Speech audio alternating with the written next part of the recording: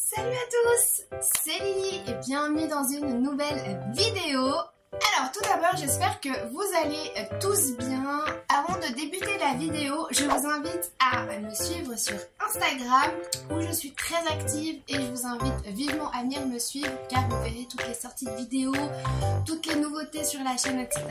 Ça se passe ici et je vous invite également à faire péter les petits pouces bleus pour le référencement de la chaîne et pour me soutenir. Ça ne vous coûte rien, par contre moi ça change beaucoup de choses pour moi. Si vous le faites, je vous remercie infiniment.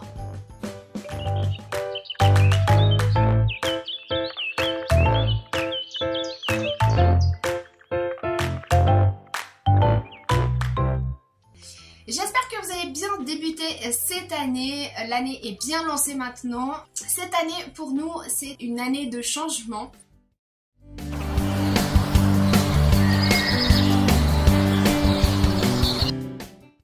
La Suisse, il faut savoir que c'est un pays avec une forte proportion de locataires. Selon les statistiques, seulement un tiers des résidents suisses sont propriétaires de leur logement. Cela est dû en partie à des prix d'achat élevés et à des exigences strictes en matière de prêts hypothécaires.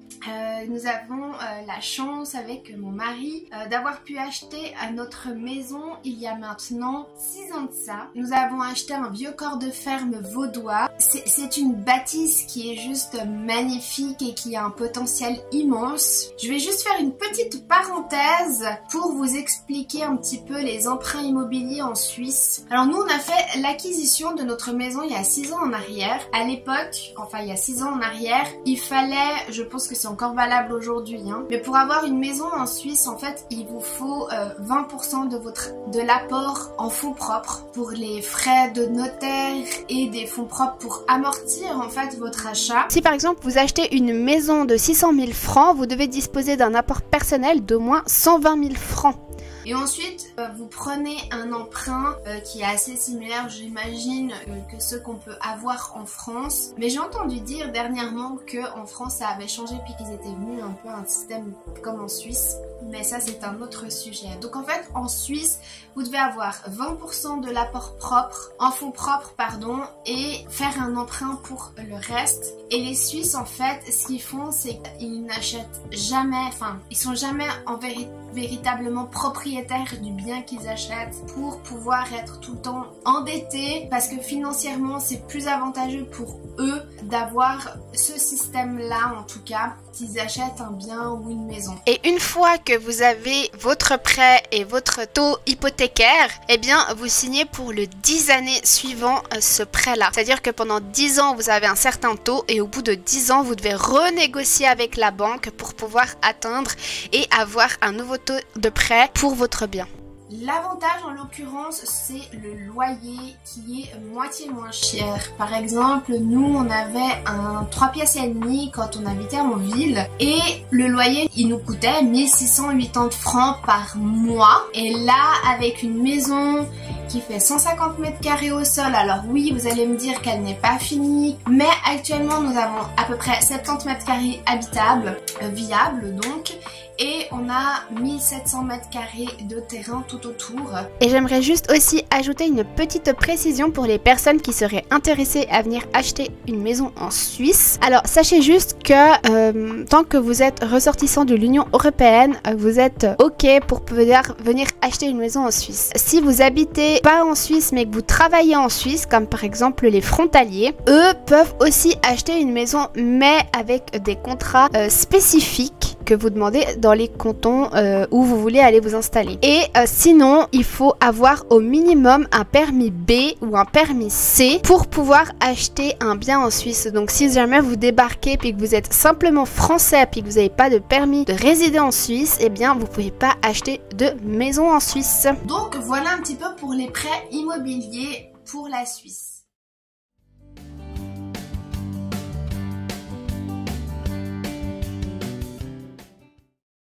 Nous avons été pour signer la maison chez le notaire.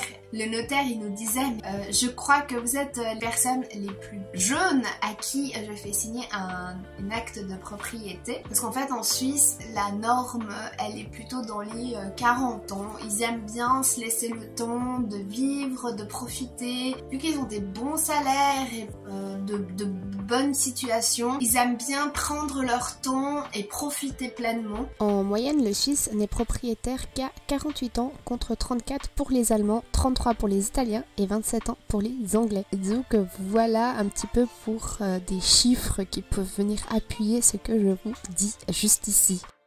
Chez le notaire nous disait alors c'est une bâtisse qui est très ancienne. Est-ce que vous êtes vraiment sûr de vouloir investir dans ces murs-là?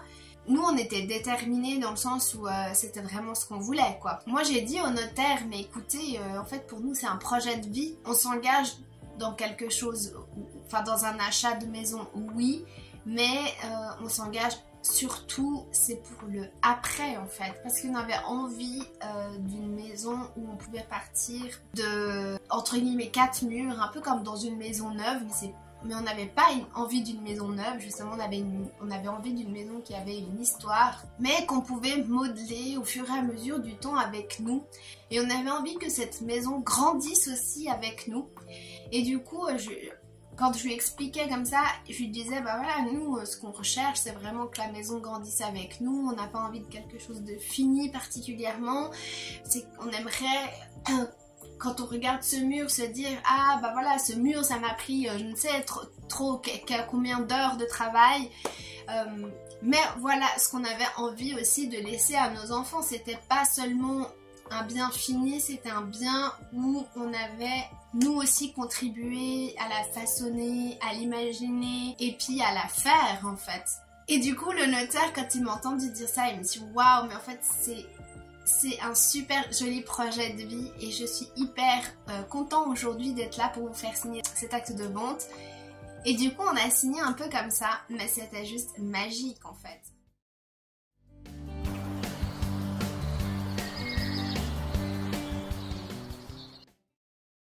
Pour vous expliquer un petit peu nos recherches, en fait, nous habitions dans une ville et puis on a toujours aimé, mon mari plus que moi à l'époque, mais maintenant j'aime tout autant que lui la campagne. On voulait une maison qui nous permettrait d'avoir des projets qui nous étaient propres en fait. Du coup, on s'est mis à la recherche d'une maison qui avait une partie habitable dans laquelle on pouvait aménager immédiatement parce qu'on avait des fonds, oui, mais pas autant que ce qu'il aurait fallu en fait. Il nous fallait une maison où on pouvait habiter dedans le temps d'attendre et d'amortir en fait l'achat pour des futurs travaux. Mais nous, on voulait absolument un toit, quelque chose à léguer à nos enfants, etc.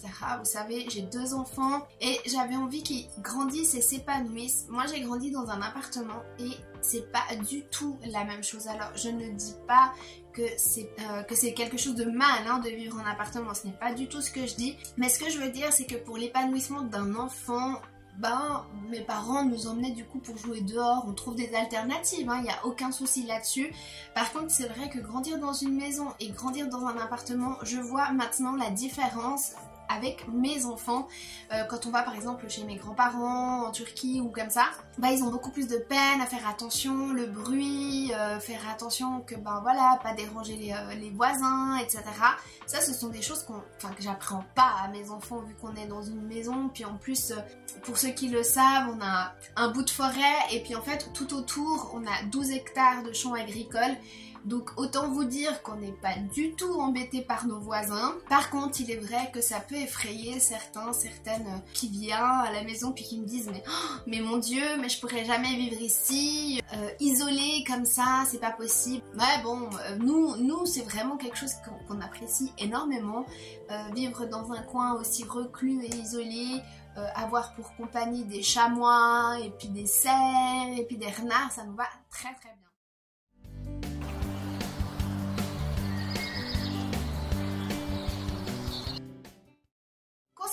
notre achat, on a donc cherché en campagne une maison où on pouvait justement mettre les valises, avoir que très peu de travaux et puis pouvoir attendre et amortir en fait notre achat. C'est ce qui s'est passé, donc là on est 6 ans après notre achat, on a eu quelques couacs parce qu'en fait cette maison, alors c'est une bâtisse qui est protégée, sans compter que nous sommes dans une zone agricole, donc du coup c'est génial. C'est une ferme type vaudoise et d'aspect elle doit garder cette particularité là. Et en plus de ça, cette maison, elle est pas raccordée à l'eau courante comme toutes les autres maisons. En fait, on a une source qui alimente que notre maison. Les propriétaires avaient ce vieux corps de fer depuis toujours en fait. Et quand on a acheté cette maison, ils habitaient plus là depuis un petit moment déjà. Du coup, le captage en fait de la source n'était pas du tout aux normes. Du jour au lendemain, un jour, on s'est réveillé puis oups, on n'a plus d'eau. Du coup, réinvestir de l'argent en cours de route. Je crois que c'était 3 ans après l'achat de la maison. Vu qu'on mettait de côté pour l'agrandissement de la maison, c'était un budget qu'on avait plus ou moins, mais c'était pas ce qu'il nous fallait sur l'instant T. C'est-à-dire que ça nous a pris toute notre économie et on s'est retrouvé un peu bredouille par rapport à tout ça.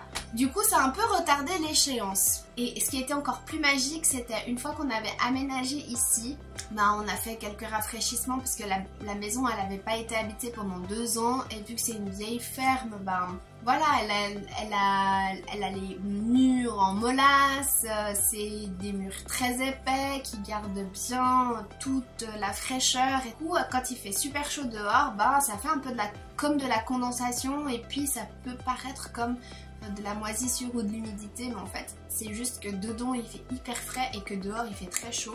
Et à l'inverse, vu que l'hiver il pouvait pas chauffer, vu que la maison n'était pas habitée pendant 2 ans, la maison n'était pas séchée pendant ces temps-là aussi.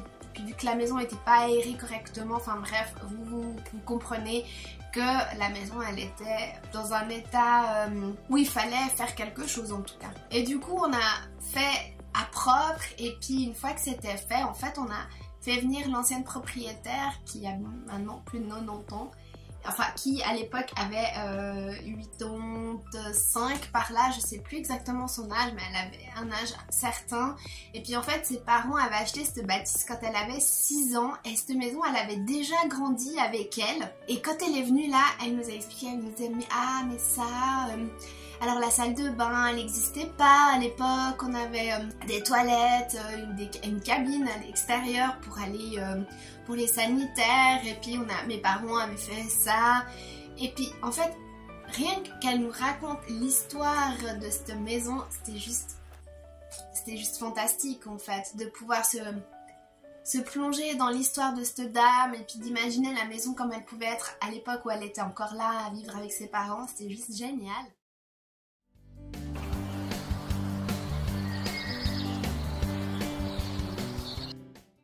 Maintenant, nous allons commencer gentiment à se projeter dans cette maison. Vu comme je vous disais, c'est une bâtisse qui est protégée. On ne peut pas faire n'importe quoi. Et ça, je trouve ça vraiment chouette en Suisse. Je sais pas si en France c'est pareil parce que je me suis jamais bien renseignée par rapport à ce genre de patrimoine, mais en Suisse ils privilégient les restaurations plutôt que de refaire vraiment au goût du jour avec des normes d'aujourd'hui. Alors oui, par rapport à tout ce qui est énergie renouvelable, préconisent ce genre de choses. Néanmoins, de façade, ils aiment bien préserver aussi l'identité et le passif de la bâtisse en question. Pour cette maison, elle est protégée, je sais plus la catégorie, si je retrouve d'ici là, je vous mettrai une petite annotation sur l'écran. Elle est protégée et on doit garder donc l'extérieur. Quand on la voit, on doit se dire ça c'est une ferme vaudoise. Par contre, l'intérieur, on a plus ou moins carte blanche. On a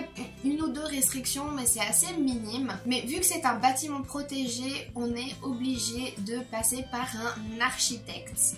Donc maintenant, on est dans la partie entre guillemets sympathique de cet achat, dans le sens où on va pouvoir gentiment contacter des architectes pour d'éventuels agrandissements, de pouvoir réfléchir quelles pièces, où, agencer un peu les pièces comme nous on le veut. Et ça, je me réjouis vraiment. Alors, pour ceux qui me suivaient du temps où je faisais les Sims, donc j'avais une chaîne Sims, si ça vous intéresse, je vous mettrai tout ça en barre de description. J'ai refait notre maison dans l'état actuel où elle est et j'avais essayé de me projeter en faisant un projet futur de la maison et de ce qu'elle pouvait être après, et c'était vraiment hyper plaisant à faire et je me réjouis infiniment de pouvoir commencer cette partie-là de notre maison et de notre projet. Du coup, ce qu'on aimerait, ce serait vraiment de garder en fait la partie habitable actuelle telle qu'elle est si on arrive, et puis discuter avec l'architecte pour un agrandissement, mais plutôt du coup sur l'étable et puis sur la grange actuelle. Il y a de la place, donc on va essayer de voir pour faire au mieux et puis pour garder surtout l'âme de cette maison qui est très très jolie, et j'aimerais garder aussi l'histoire qu'elle a avec ses anciens propriétaires. J'aimerais qu'elle garde aussi une trace de nous, enfin voilà. Voilà un petit peu notre projet de vie. C'était un petit instant où j'avais envie de me poser avec vous et puis vous parler un petit peu de nos projets. J'espère que cette vidéo vous a plu. Si cette vidéo vous a plu, n'hésitez pas à me le faire savoir en commentaire. Je pourrais en faire d'autres dans ce style-là où on se pose et puis on discute. C'est un moment un peu plus intime où je vous fais rentrer aussi dans nos projets de vie. N'hésitez pas à me dire si ça vous a plu.